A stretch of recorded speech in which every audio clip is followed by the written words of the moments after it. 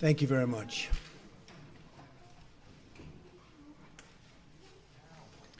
I am honored to have Prime Minister Theresa May here for our first official visit from a foreign leader. This is our first visit, so great honor. The special relationship between our two countries has been one of the great forces in history for justice and for peace. And by the way, my mother was born in Scotland, Stornoway, which is Syria, Scotland. Today, the United States renews our deep bond with Britain, military, financial, cultural, and political. We have one of the great bonds. We pledge our lasting support to this most special relationship. Together, America and the United Kingdom are a beacon for prosperity and the rule of law. That is why the United States respects the sovereignty of the British people and their right of self-determination. A free and independent Britain is a blessing to the world, and our relationship has never been stronger. Both America and Britain understand that governments must be responsive to everyday working people, that governments must represent their own citizens. Madam Prime Minister, we look forward to working closely with you as we strengthen our mutual ties in commerce, business, and foreign affairs. Great days lie ahead for our two peoples and our two countries.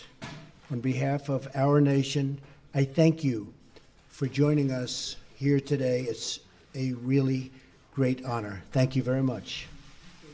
Well, thank you very much, Mr. President. And can I start by saying that I'm so pleased that I've been able to be here today, and thank you for inviting me so soon after your inauguration. And I'm delighted to be able to congratulate you on what was a stunning election victory. And as you say, the invitation is an indication of the strength and importance of the special relationship that exists between our two countries, a relationship based on the bonds of history, of family, kinship, and common interests. And in a further sign of the importance of that relationship, I have today been able to convey Her Majesty the Queen's hope that President Trump and the First Lady would pay a state visit to the United Kingdom later this year, and I'm delighted that the President has accepted that invitation. Now, today we're discussing a number of topics, and there's much on which we agree. The President has mentioned foreign policy. We're discussing how we can work even more closely together in order to take on and defeat Daesh and the ideology of Islamist extremism wherever it's found. Our two nations are already leading efforts to face up to this challenge, and we're making progress with Daesh losing territory and fighters, but we need to redouble our efforts. And today we're discussing how we can do this by deepening intelligence and security cooperation, and critically by stepping up our efforts to counter Daesh in cyberspace. Because we know we will not eradicate this threat until we defeat the ideology that lies behind it. Our talks will be continuing later. I'm sure we'll discuss other topics, Syria and Russia. On defence and security cooperation, we're united in our recognition of NATO as the bulwark of our collective defence. And today, we've reaffirmed our unshakable commitment to this alliance. Mr. President, I think you confirmed that you're 100% behind NATO. But we're also discussing the importance of NATO continuing to ensure it is as equipped to fight terrorism and cyber warfare as it is to fight more conventional forms of war. And I've agreed to continue my efforts to encourage my fellow European leaders to deliver on their commitments to spend 2% of their GDP on defence so that the burden is more fairly shared. It's only by investing properly in our defence that we can ensure we're properly equipped to face our shared challenges together.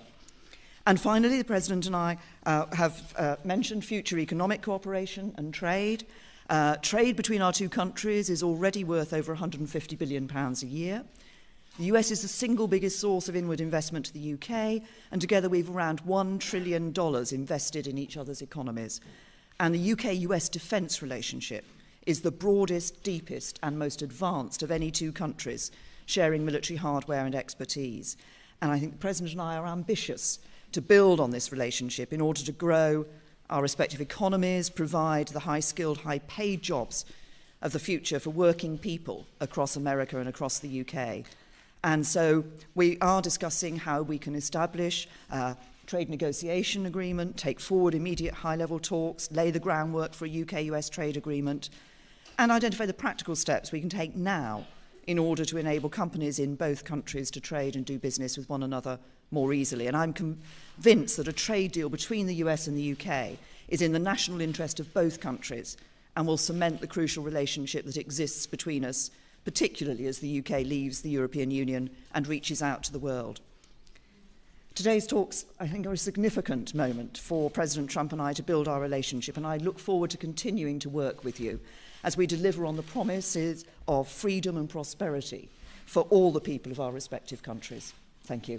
Thank you very much. That's very nicely stated. Steve Holland. Where's Steve? Steve, yes. Thank you. You're going to be speaking tomorrow with the Russian president. Yes. What message would you like to convey to him? How close are you to lifting some of the sanctions imposed on Russia over its Ukraine incursion? What would you expect in return? And Prime Minister May, do you foresee any changes in British attitudes towards sanctions on Russia? Well, I hear a call was set up, Steve, and we'll see what happens. As far as the sanctions, very early to be talking about that. But we look to have a great relationship with all countries, ideally. That won't necessarily happen. Unfortunately, probably won't happen with many countries. But if we can have, as we do with Prime Minister May and the relationship that we've all developed, and even in the short relationship that we've just developed just by being with each other, we're going to have lunch, and we've really had some very interesting talks and very productive talks. But if we can have a great relationship with Russia and with China and with all countries, I'm all for that. That would be a tremendous asset. No guarantees, but if we can, that would be a positive, not a negative. Okay? We have, as far as the UK is concerned, on sanctions for Russia in relation to their activities in the Ukraine, we have been very clear that we want to see the Minsk agreement fully implemented. We believe the sanctions should continue until we see that Minsk agreement fully implemented, and we've been continuing to argue that inside the European Union. Okay. Laura? Thank you very much, Prime Minister. Laura Kunsberg, BBC News. Prime Minister, you've talked about where you agree, but you have also said you would be frank where you disagree with the President. Can you tell us where in our talks you did disagree? And do you think that the President listened to what you had to say? And, Mr. President, you say... We'll see what she says. Mr. President, you've said before that torture works. You've praised Russia. You've said you want to ban some Muslims from coming to America. You've suggested there should be punishment for abortion.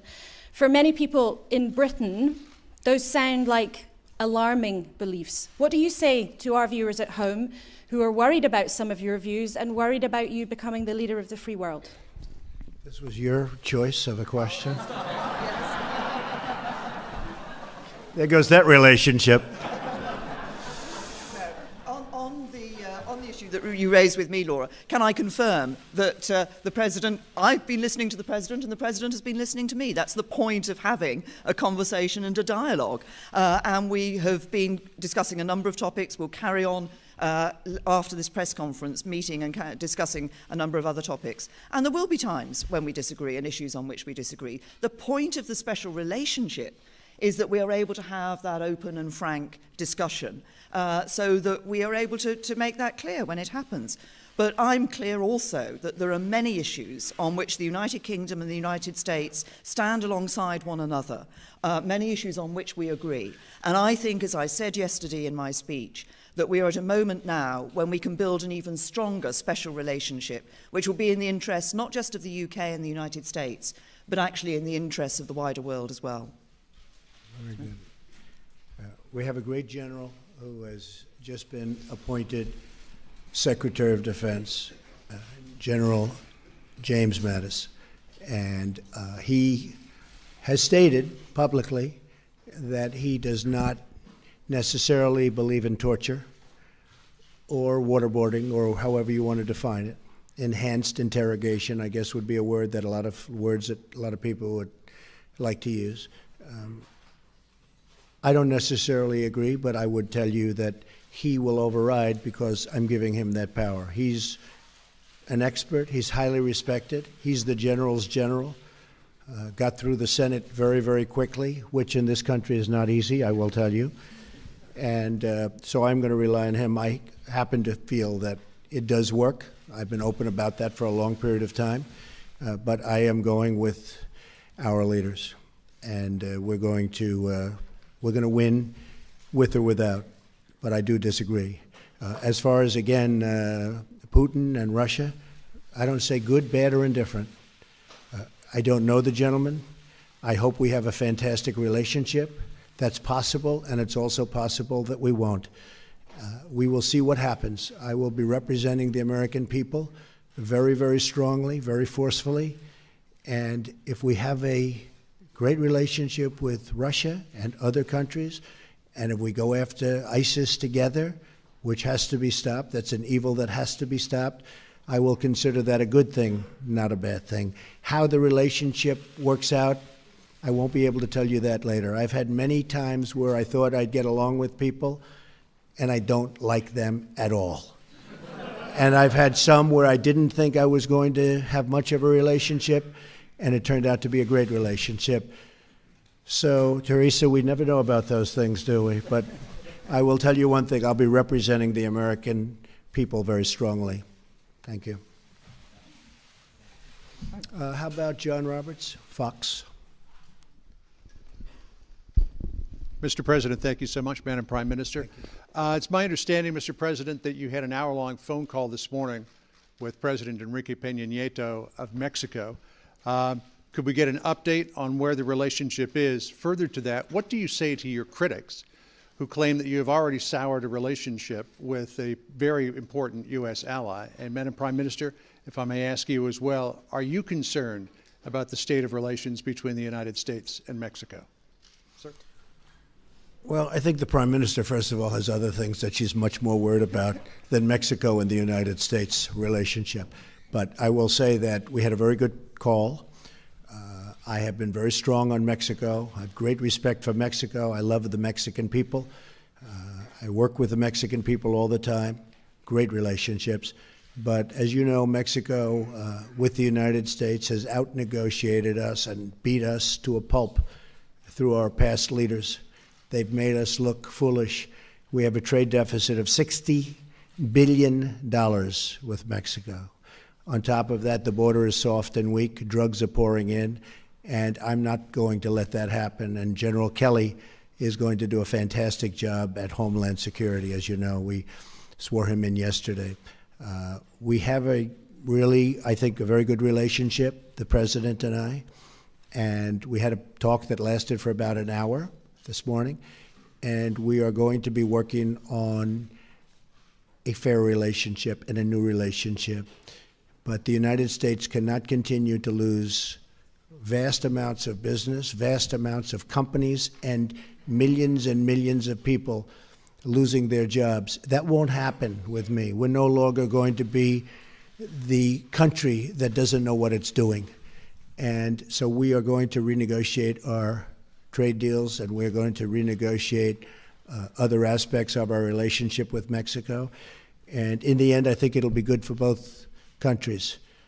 But it was a very, very friendly call. I think you'll hear that from the President, and I think you'll hear that from the people of Mexico that really represent him and represent him very well. And I look forward to, over the coming months, we'll be negotiating, and we'll see what happens. But I'm representing the people of the United States, and I'm going to represent them as somebody should represent them, not how they've been represented in the past, where we lose to every single country. As the President himself has said, the relationship of the United States with Mexico is a matter for the United States and Mexico. Tom. Mr. President, you said you'd help us with a Brexit trade deal. You said you'd help us with a Brexit trade deal. You said you'd stand by us with NATO, but how can the British Prime Minister believe you? Because you have been known in the past to change your position on things. And also, Mayor, it's a question to both of you. People are fascinated to know how you're going to get on with each other. You're so different. The hard-working daughter of a vicar, the brash TV extrovert. Have you found anything in common personally yet? Actually, I'm not as brash as you might think. And I can tell you that I think we're going to get along very well. You know, it's interesting because I am a people person. I think you are also, Theresa. And I can often tell how I get along with somebody very early, and I believe we're going to have a fantastic relationship. Brexit, and I really don't change my position very much. If you go back and you look, my position on trade has been solid for many, many years, since I was a very young person, talking about how we were getting ripped off by the rest of the world. And I never knew I'd be in this position where we can actually do something about it. But we will be talking to your folks about Brexit. Brexit was an example of what was to come. And I happened to be in Scotland at Turnberry cutting a ribbon when Brexit happened.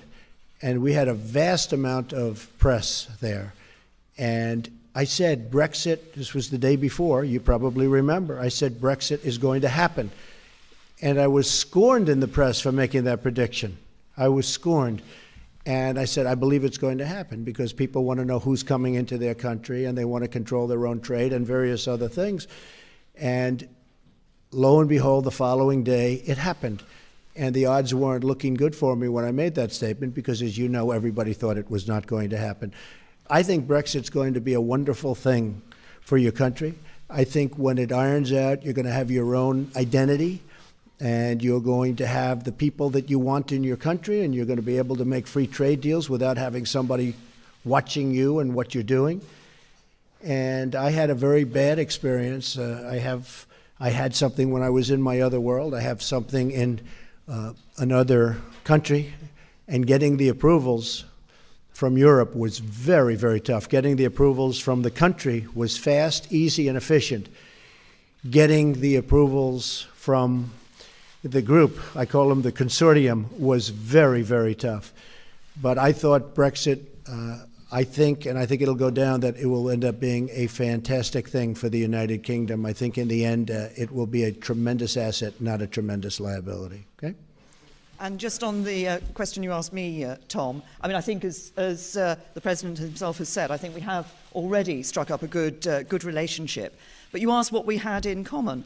I think if you look at the approach that we're both taking, I think one of the things we have in common is that we want to put the interests of ordinary working people right up there, centre stage. Those people who, they're working all the hours, they're doing their best for their families, and sometimes they just feel the odds are stacked against them.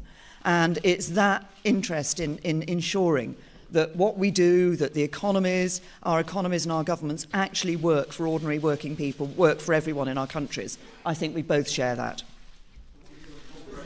Thank you very much. Thank you. Thank you very much, everybody.